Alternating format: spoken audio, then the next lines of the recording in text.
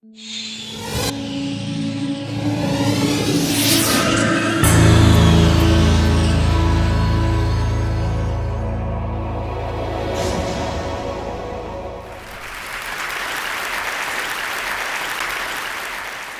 years ago, I experienced a bit of what it must have been like to be Alice in Wonderland. Penn State asked me, a communications teacher, to teach a communications class for engineering students. And I was scared, really scared of these students with their big brains and their big books and their big unfamiliar words. But as these conversations unfolded, I experienced what Alice must have when she went down that rabbit hole and saw that door to a whole new world. That's just how I felt as I had those conversations with the students. I was amazed at the ideas that they had, and I wanted others to experience this wonderland as well. And I believe the key to opening that door is great communication. We desperately need great communication from our scientists and engineers in order to change the world. Our scientists and engineers are the ones that are tackling our grandest challenges, from energy to environment to healthcare, among others. And if we don't know about it and understand it, then the work isn't done.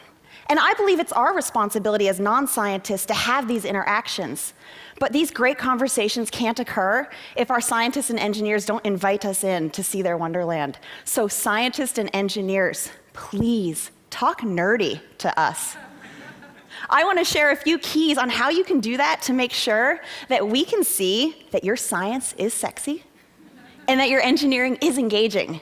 First question to answer for us: so what? Tell us why your science is relevant to us.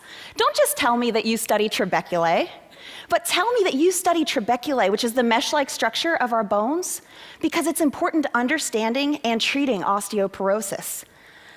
And when you're describing your science, beware of jargon. Jargon is a barrier to our understanding of your ideas. Sure, you can say spatial and temporal, but why not just say space and time, which is so much more accessible to us? And making your ideas accessible is not the same as dumbing it down. Instead, as Einstein said, make everything as simple as possible, but no simpler. You can clearly communicate your science without compromising the ideas.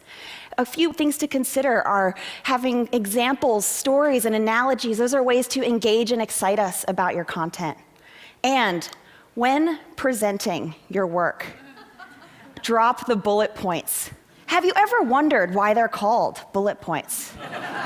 What do bullets do? Bullets kill, and they will kill your presentation. A slide like this is not only boring, but it relies too much on the language area of our brain and causes us to become overwhelmed.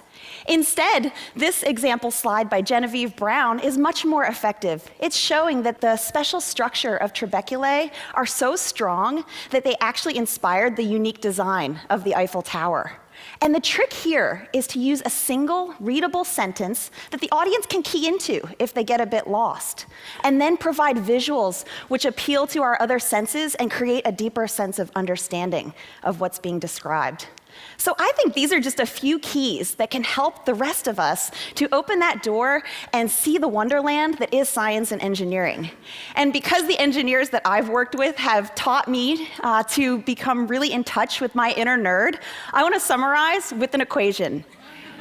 Take your science, subtract your bullet points and your jargon, divide by relevance, meaning share what's relevant to the audience, and multiply it by the passion that you have for this incredible work that you're doing.